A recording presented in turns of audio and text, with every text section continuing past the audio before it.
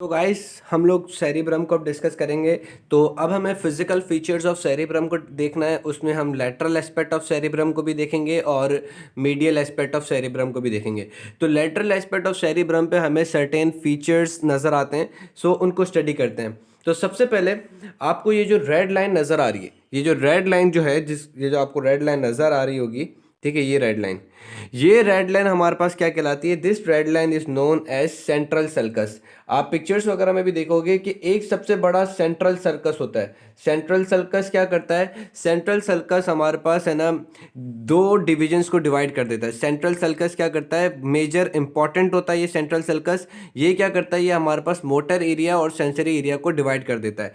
Central sulcus क्या करता है? मोटर एरिया और सेंसरी एरिया को डिवाइड कर देता है।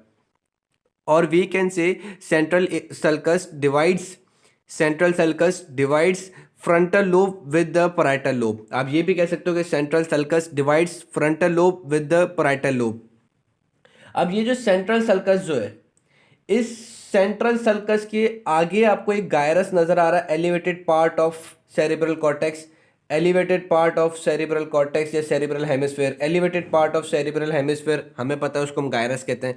तो ये जो गायरस आपको नजर आ रहा है जो कि सेंट्रल सर्कस के आगे है, सेंट्रल सर्कस के आगे जो गायरस आपको नजर आ रहा है उसको हम कहते हैं प्री सेंट्रल गायरस। उसको हम क्या कहते हैं? Pre central gyrus. और याद रखना, pre central gyrus is a motor gyrus. Pre central gyrus is a motor gyrus. आपने ये चीज याद रखनी है, ठीक है। तो इसको हम क्या कहते हैं? Pre central gyrus. This gyrus is located anterior to the central sulcus. ये जो गायरस जो है वो सेंट्रल सर्कस के एंटीरियर लोकेटेड है। सेंट्रल सर्कस, उसके एंटीरियर हमारे पास ये प्री सेंट्रल गायरस लोकेटेड है, ठीक। This pre central gyrus is in frontal cortex. ये जो फ्रंटल लोब है, तो ये pre central gyrus is included in the frontal lobe. Pre central gyrus is included in the frontal lobe. अब pre central gyrus के बाद हमारे पास क्या आता है? एक सर्कस आता है। अब बुक कहती है कि it is parallel to the central sulcus. हाँ भाई, ये रहा सेंट्रल सर्कस, उसके एंटीरियर और पैरेलल है। सेंट्रल सर्कस उसके एंटीरियर और बिल्कुल पैरेलल है। आप यहां देख सकते हो एंटीरियर एंड पैरेलल। इसको हम कहते हैं प्री सेंट्रल सर्कस। इसको हम क्या कहते हैं? Pre central sulcus. इसको हम क्या कहते हैं? Pre central sulcus. अब इस प्री सेंट्रल सर्कस के बाद हमारे पास दो सर्कस निकलते हैं आगे की तरफ, जो कि फ्रंटल लोब को फर्दर और डिवाइड करते हैं। प्री सेंट्रल सर्कस के बाद दो और हमारे पास सर्कसेस निकलेंगे, जो कि हमारे पास फ्रंटल लोब को तीन पार्ट्स के अंदर डिवाइड कर देंगे।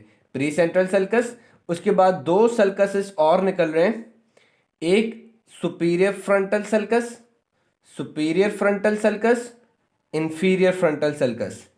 सुपीरियर फ्रंटल सर्कस जो कि हमारे पास कहां से निकल रहे हैं? प्री सेंट्रल सर्कस के आगे से। अब superior frontal circus, inferior frontal sulcus. These two sulcuses divides the frontal lobe into three parts.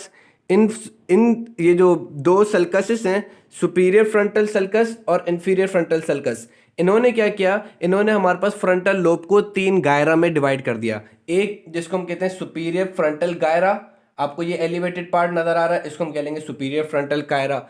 एक जो कि हमारे पास दो सल्कस के बीच में जो है, दो सल्कस के बीच में जो लोब नजर आ रहा है या जो गायरा हमें फ्रंटल लोब का नजर आ रहा है, उसको हम क्या कहते हैं? मिडिल फ्रंटल गायरा, ठीक है। दो सल्कसेस के बीच में जो गायरा आपको नजर आ रहा है उसको हम क्या कहेंगे? मिडिल फ्रंटल गायरा, ठीक। मिडिल फ्रंटल गायरा के बाद आपको जो है ना इंफीरियर सल्कस के नीचे जो आपको नजर आ रहा है उसको हम बोलेंगे inferior frontal gyri. Inferior sulcus के नीचे जो गायरस नजर आ रहा है उसको हम क्या बोलेंगे? Inferior frontal gyri. तो बेसिकली फ्रंटल लोब में कितने गायरा हो गए? एक superior frontal gyri, middle frontal gyri, inferior frontal gyri, तीन फ्रंटल गायरा, उसके बाद एक प्री सेंट्रल गायरा। तो चार गायरस हमारे पास फ्रंटल लोब में होते हैं। Pre central gyri, superior frontal gyri, middle frontal gyri, inferior frontal gyri. यहां तक चीज समझ में आ गई। उसके बाद अगर हम देखते हैं कौन सी चीज, उसके बाद अगर हम देखते हैं सेंट्रल सर्कस के पीछे, सेंट्रल सर्कस के पीछे पैराइटल लोब है। सेंट्रल सर्कस के पीछे क्या है? पैराइटल लोब है। अब सेंट्रल सर्कस के पीछे क्या है हमारे पास? Parietal lobe. और पैराइटल लोब, फ्रंटल लोब, दोनों पैराइटल और फ्रंटल लोब इन दोनों को टेम्पोरल लोब से जो सेपरेट करा रहा होता है वो एक बड़ा सल्कस होता है जिसको हम कहते हैं लेटरल सल्कस। लेटरल सल्कस क्या करता है? Lateral sulcus do nothing but separates, central sulcus क्या करता है? Central sulcus do nothing but separates frontal lobe, parietal lobe from the temporal lobe. Lateral sulcus separates frontal lobe, parietal lobe from the occipital, from the temporal lobe. Frontal और parietal को जो temporal lobe से separate करा रहा होता है वो कौन सा सल्कस है? वो है लेटरल सल्कस। अब इस लेटरल सल्कस के हमारे पास 3 पार्ट्स होते हैं। इस लेटरल सल्कस के हमारे पास कितने पार्ट्स होते हैं? 3 पार्ट्स होते हैं। Let me draw it. So you can see कि हमारे पास लेटरल सल्कस के कितने पार्ट्स हैं? 3 पार्ट्स, एक असेंडिंग, एक ट्रांसवर्स। एक्चुअली ये दोनों हमारे पास एंटीरियर होते हैं, anterior transverse, anterior ascending, anterior ascending, anterior transverse, anterior ascending, anterior transverse. उसके बाद ये पूरा हमारे पास बचता है posterior limb of lateral sulcus. ये पूरा क्या है? Posterior limb of central sulcus. Anterior limb, ठीक है, anterior limb is divided into 2 parts, ascending anterior, anterior transverse. बाकी जितनी भी लिम्ब है लेटरल सल्कस की इट इज पोस्टीरियर। ठीक, तो ये लिम्ब जो है posterior limb marks the end of pre central central sulcus. Central sulcus भी कहाँ टर्मिनेट होती है? Central sulcus terminate on the lateral sulcus, pre central sulcus terminate on the lateral sulcus. और जब हम ये भी पोस्ट सेंट्रल सल्कस पढ़ेंगे this also terminates on lateral sulcus. तो हम कह सकते हैं कि प्री सेंट्रल गायरा जो है, pre central gyri terminates on the central sulcus, post central gyri terminates on the lateral sulcus. अब इसके अंदर बॉडी का इमेज कैसे रिप्रेजेंट होता है वो हम लोग बाद में डिस्कस करेंगे। यहां तक चीज समझ में आ गई कि pre central sulcus terminates on the lateral sulcus, post central sulcus terminates on the lateral sulcus. अब इसमें इमेज कैसे बन रहा होता है इंसान का वो हम डिटेल में बाद में डिस्कस करेंगे। यहां तक चीज समझ में आ गई कि लेटरल सल्कस क्या करता है? लेटरल सल्कस डिवाइड कराता है फ्रंटल लोब को टेम्पोरल लोब से, पैराइटल लोब को टेम्पोरल लोब से। ठीक है, अब हम अगर पैराइटल लोब को देखें, लेटरल सल्कस को भी हमने डिस्कस कर लिया।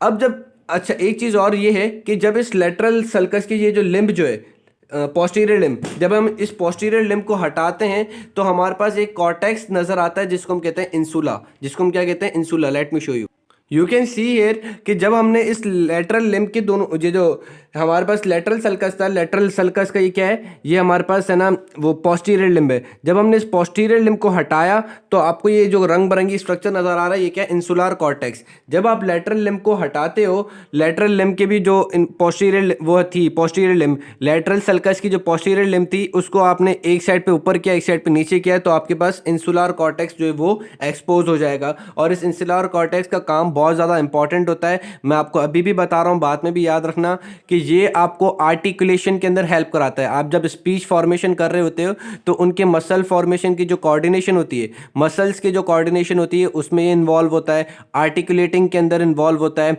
और साथ साथ में ये आपको फिनोम्स बोलने में आसानी कराता है। अब फिनोम्स क्या होते हैं? फिनोम्स ऐसे वर्ड्स होते हैं जिसका आखिरी जो अल्फ़ाबेट होता है वो चेंज होता है। लेट्स से BAT बैट, और एक होता है BAD बेड। अब शुरू के दोनों लेटर्स तो सेम है, BA सेम है दोनों के, लेकिन टी जो है आखिरी वर्ड जो है वो डिफरेंट है, तो हमारे पास वर्ड डिफरेंट हो जाएगा, BAT बैट और BAD बेड। अब जिनका इंसुलर कॉर्टेक्स का प्रॉब्लम होगा ना वो ऐसे जो फिनोम्स वर्ड्स होंगे उनको सही से प्रोनाउंस नहीं कर सकेंगे। वो बेड को बैट प्रोनाउंस नहीं, वो मतलब BAD वाले स्ट्रक्चर को BAT वाला स्ट्रक्चर प्रोनाउंस कर देंगे, या BAT वाले स्ट्रक्चर को BAD वाला स्ट्रक्चर प्रोनाउंस कर देंगे। मतलब जिनमें लास्ट वर्ड्स में डिस्टिंग्विशन होती है या लास्ट वर्ड जिनका वो चेंज होता है, तो उनको फिनोम्स वर्ड्स की ना प्रोनाउंसिएशन में या फिनोम्स वर्ड्स को बोलने में क्या होती है? प्रॉब्लम्स होती है।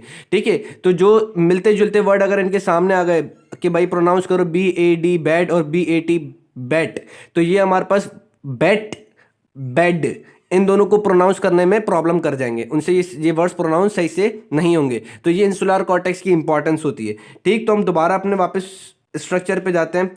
So you can see here कि हमारे पास है ना, मैंने आपको लेटरल सल्कस की सिग्निफिकेंस वगैरह बता दी।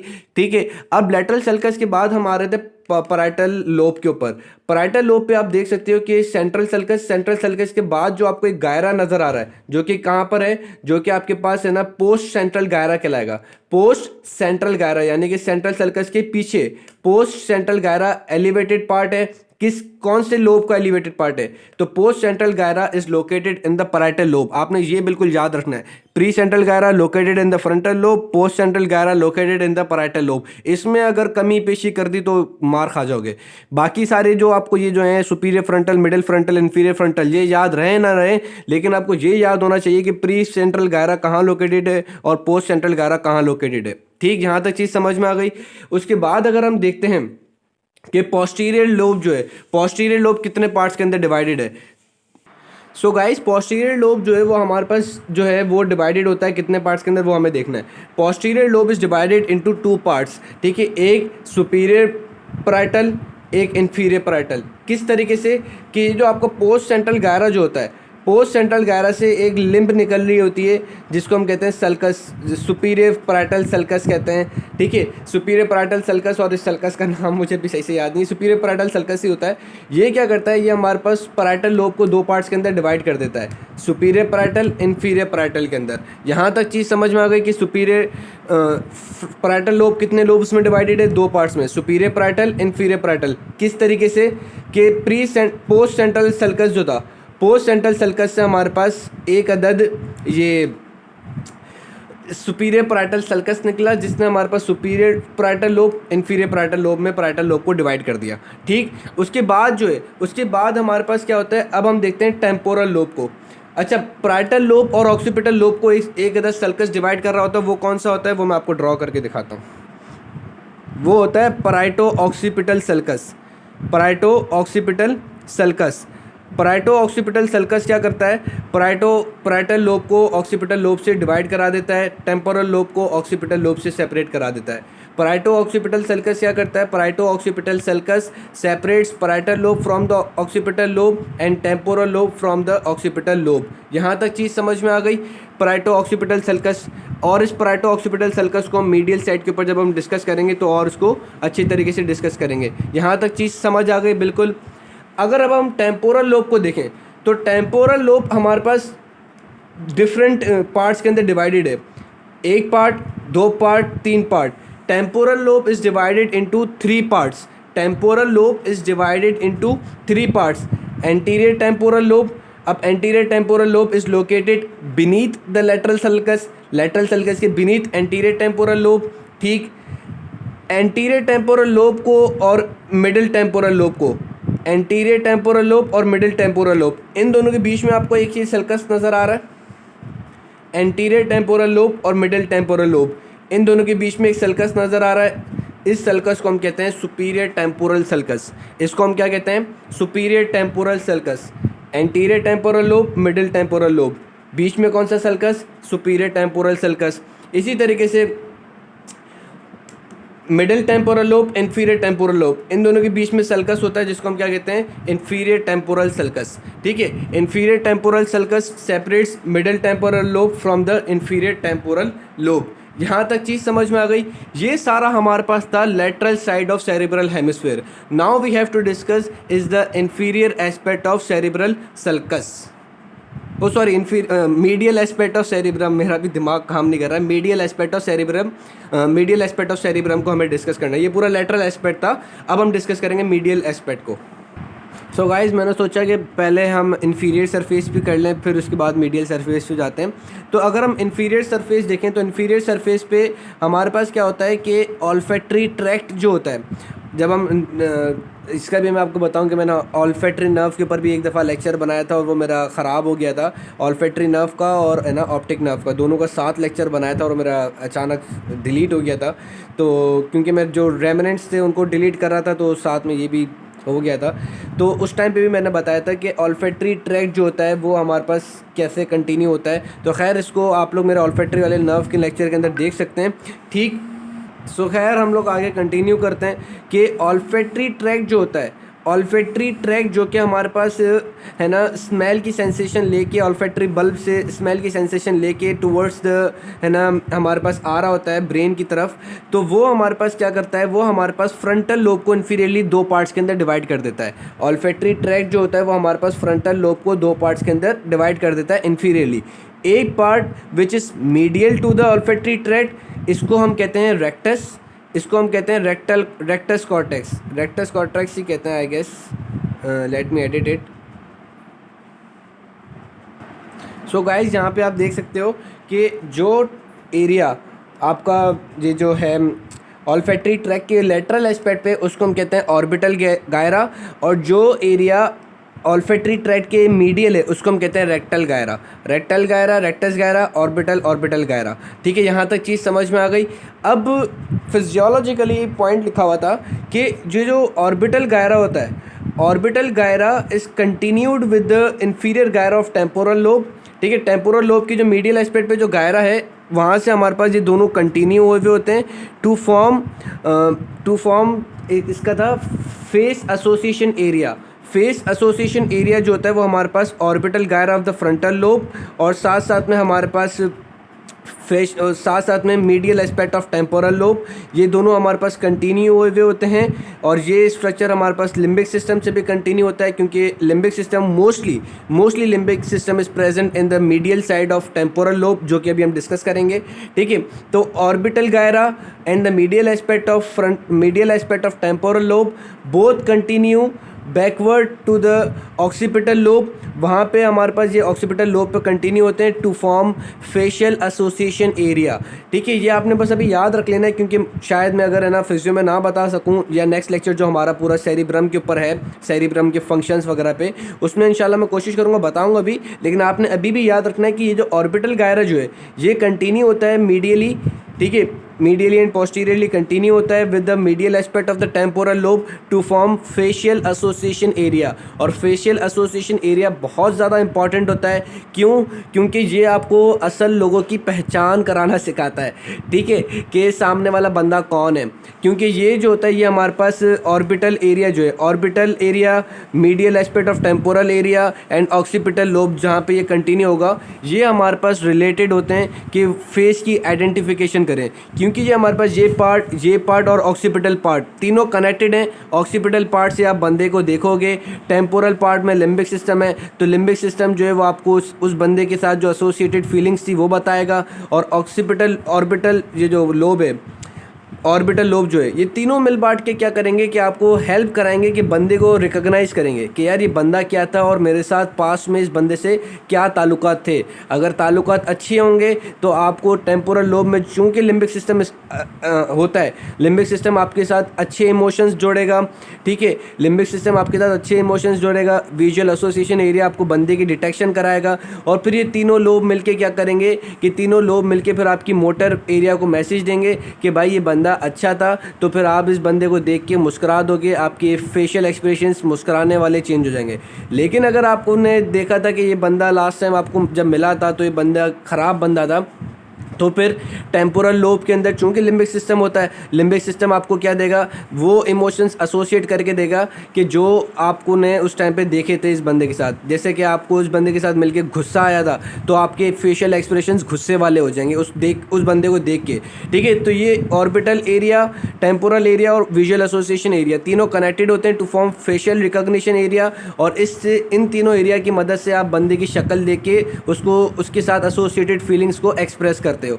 ठीक, जहाँ तक चीज़ समझ में आ गई। अब अगर हम मीडियल साइड देखते हैं तो मीडियल साइड पे आपको इतने कोई ज़्यादा गायरा और चीज़ें नज़र नहीं आती। मीडियल साइड में सिंपली क्या होता है, मीडियल साइड में बड़ा आसान है कि अगर आप फ्रंटल साइड को देखते हो